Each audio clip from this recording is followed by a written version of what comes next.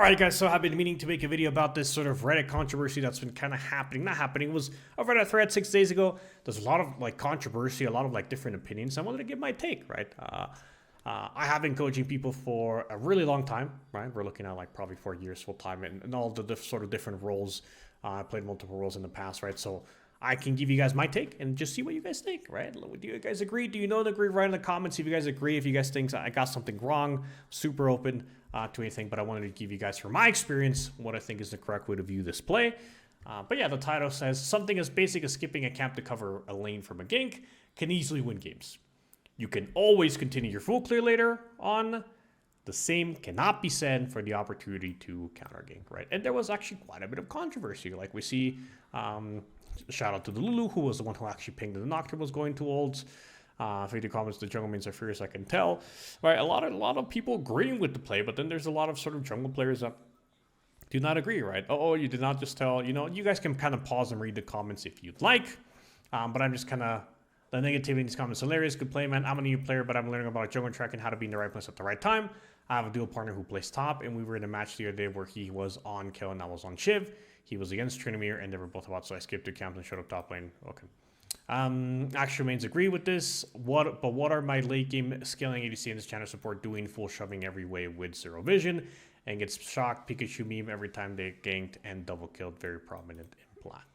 Okay, so I think a lot of the controversy and the issues that are happening here really come from the lack of empathizing with the opposite sort of not the opposite, right, but other roles, right? Most jungle mains don't know too much about lane, haven't played lane to an extent, or to a high enough level, or to the same level as their jungle, which means that they're not able to empathize and really put themselves in the laner's shoes and know what do they need, how does it feel to be in this situation, and vice versa, right? The bot laners don't know what this means for the junglers, right? Is it okay for the jungler to do this, right? There's a lack of empathization with both roles because both roles usually haven't played the other one, right?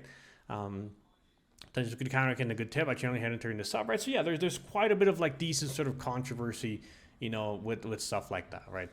A lot of kind of back and forth. I'm kind of see mostly positive comments about this display, but apparently the first sort of comments were very just hey, on the side of the jungler. So I will give you guys my take on this whole thing, right? So let's kind of see it as a whole situation, right? First of all, I will let the clip play out and I will say nothing, okay? Well, I'll just kind of commentate over it. Shyvana decides to skip her Krugs. They just came up. She decides to kind of come towards bot lane. Lulu pings here, the Nocturne is alive, right? And also pings it. Arthur comes in. Shyvana's here in the perfect time, at the right place at the right time. Comes in and then gets a double kill and proceeds to turn this into a triple kill.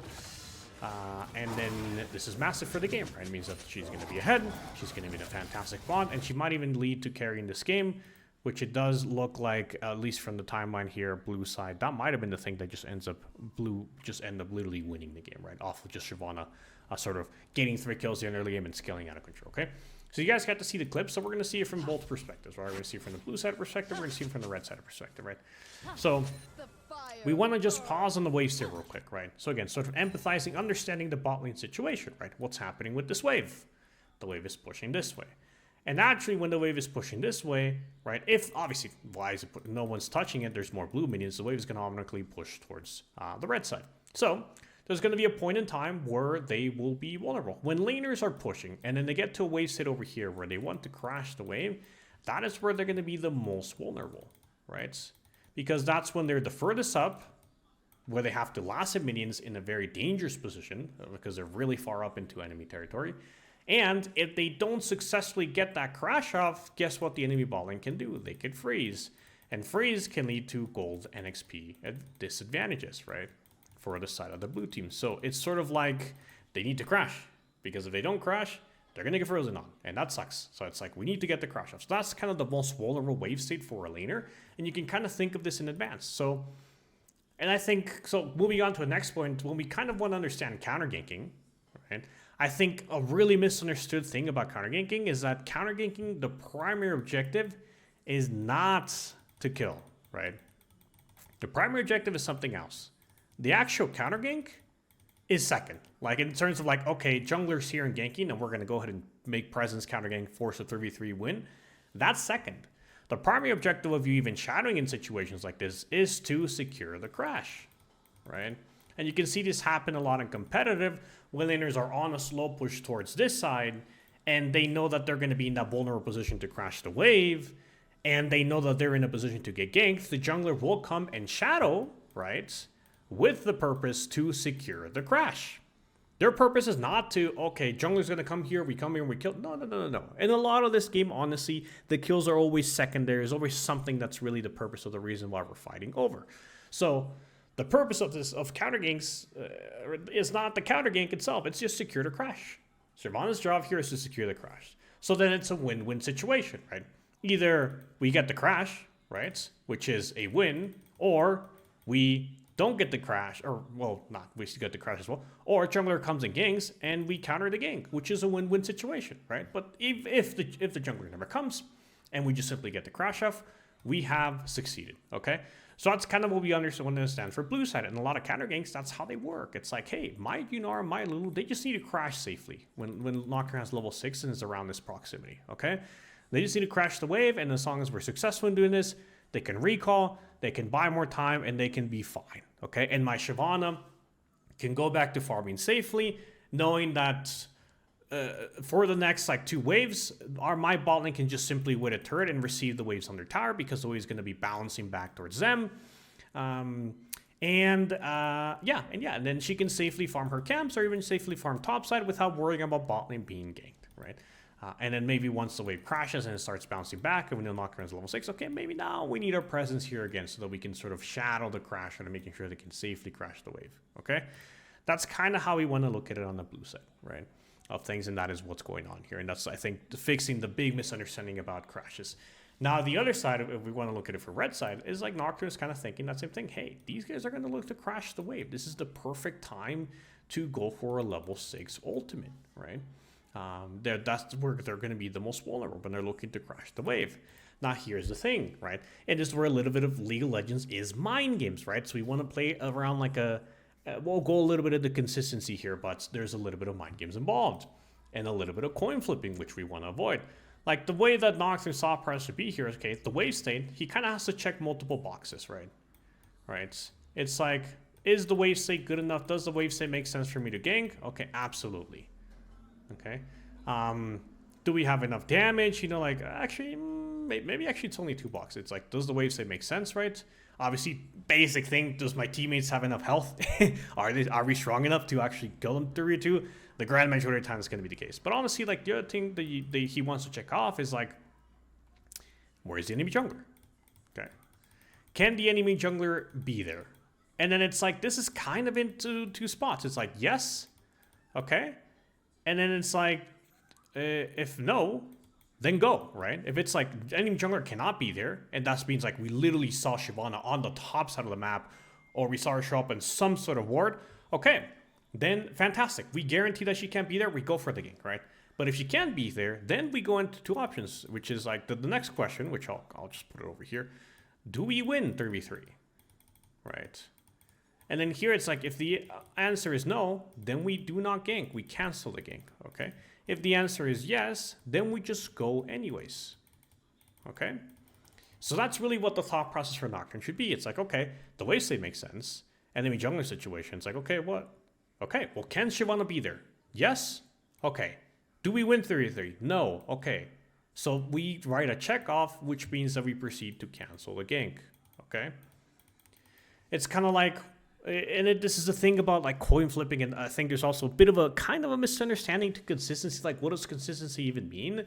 The way that I would define consistency is kind of decisions that don't rely on the enemy team being bad for them to give you positive results, right? A consistent player makes decisions that don't require on the enemy team being good or bad for you to get a good result. Like in this case, if we clearly see Shyvana topside, no matter what, like, we're going to win something if we ult them in this wave state, because we're either going to kill them, right? We're either going to get their flashes, or we're going to get a freeze, right? Which we're talking about, like the crash here, that we touched on in the first thing, or we get a freeze. It's a win-win-win-win-win situation. There's no matter how good our Janara and Lulu are, we get something. We get a freeze, we get sums, we get something if Shyvana is not here, okay? So what is the reality of the play that we're seeing here, okay? what even is the correct thing for this to happen, right? Because I think a lot of the argument is like, no, Shyvana should go farm her Krugs, right? She should keep good tempo, and she should not, and then bot lane should just play safe, right? And I think looking at it from that perspective is a little bit incorrect, because yes, we do want to keep good tempo on jungle side, right? But I think that comes with the lack of empathization of being in a laner. Like, put yourself in Ynar and Lulu's shoes. Think about, you have to crash the wave against a level 6 Nocturne, right? Complete dark. You cannot play the game. You cannot CS until your jungler can sort of escort you and fix this wave state for you or help you in the situation, right? So, yes, they could play safe, 1000%, play all the way back and wait for you to do Krugs. But in the duration that you're doing Krugs, right, they're going to have to not be able to contest really any last hits at all because Nocturne level 6 is a threat. So, yeah, I think this should make sense for the Shyvana to go here, right?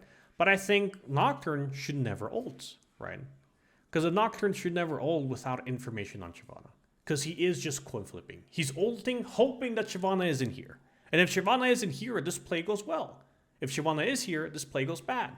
So, like, also the thing the Nocturne is doing is he's going for a 50-50 coin flip, right? He's hoping that Shyvana isn't here, right? If you understand the situation, obviously he didn't think about this, right? He's probably not doing this deliberately, but I'll explain to you what the situation is. If he ults and the Shyvana isn't here, fantastic. They get a kill, they get a double kill, maybe they get some flashes, whatever, etc. Beautiful, right? If Shyvana is here, what happens, right? Shyvana gets a triple kill, the game is very difficult for moving forward. So, what is the correct thing to do? Like, Shyvana should go here, right? To shadow the crash, make sure that these guys are able to safely crash the wave. Because, like, and Nocturne should not go for this ultimate because he has no information on Shyvana. So, like, kind of what would happen is kind of like nothing. Shyvana goes here, shadows the crash, clears some wards, make sure the crash goes off. Once the crash does go off, which again is the primary purpose, now Shyvana can simply go back to farming, and she's going to be completely fine. And then Nocturne just never ults, right? Because again, he has no information on Shyvana. The 33 is very sketchy. Shyvana level 6 is very strong. And Nocturne can't really guarantee that they win the 33, which means that he would never ult. So really, like, if both players were playing at their best, what would happen is Nocturne would ult, Shyvana would accompany the crash, and then kind of nothing would happen. It would be a bit of a stalemate, right? And it would only be like, okay, Nocturne kind of posture, if Nami lands a bubble, okay, great, they go in, you know, Yunara, etc. Maybe that means that they win the 3-3. But really, like, if this is played to the high level, what would happen? Nothing. Nocturne would say, I can't gank because I have no information on Shyvana, and Shyvana would be like, I don't want to risk like the Nocturne not going for this gank, because what if I go for my Krugs, you know, assuming that he's good and that he's not gonna ult because he has no info, right? So he's not gonna ult because no info, and then I go do my Krugs. But then what if he doesn't think about that? What if he just flips the coin and just like goes for it and hopes for the best, and then I'm not there, and then my bot lane dies, right? So again, we go back to the point of consistency. You don't want to coin flip on either side, right? Nocturne doesn't want to coin flip hoping that Shyvana's in there, and Shyvana doesn't want to coin flip hoping that Nocturne, you know, makes the correct play, and not ult because he has no info. So what happened is, like, Nocturne doesn't ult, and then Shyvana goes here and hovers the crash, and then the crash happens, and then everyone goes back to farming, right? That's, if both junglers play it, I think, to the best of their ability, that's really what would be the thing that would happen, right? So it's like, kind of like, the funny thing is, like, both people are correct. You know, both sides are kind of correct to an extent on their both sides, right? Shyvana goes in, secures the crashes. Nocturne is an ult because he doesn't have info on Shyvana. And that is my take, right? And I think that's the way that we want to understand it, right? But yeah, regardless, it's like, yes, there is things like this that are definitely worth our time, right? Like, there are definitely things like, if we can stop a dive from happening, right, deny the enemy team the ability to get 1k gold, and we have to skip our Krugs for it or our Raptors for it, totally worth it to defend a dive, right? If we can dive ourselves, right, and bot lane tower, dives are really valuable, totally worth it, you know, to skip a camp forward. Secure a crash, you know, there are definitely exceptions to skipping camp.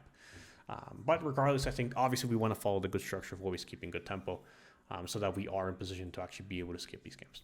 But anyways, that is my take. I made this a little bit longer than possible. You guys can understand, but that is my take on this. And yeah, let me know if you guys have any question. Do you agree? Do you disagree? Maybe I'm wrong. I'm always open to being wrong and learning something. So feel free to let me know if that is the case. And yeah, hopefully you guys learned something. Hopefully this is helpful and you guys can apply some of those learnings to your game and improve. And as always, yeah, have a great rest of your day.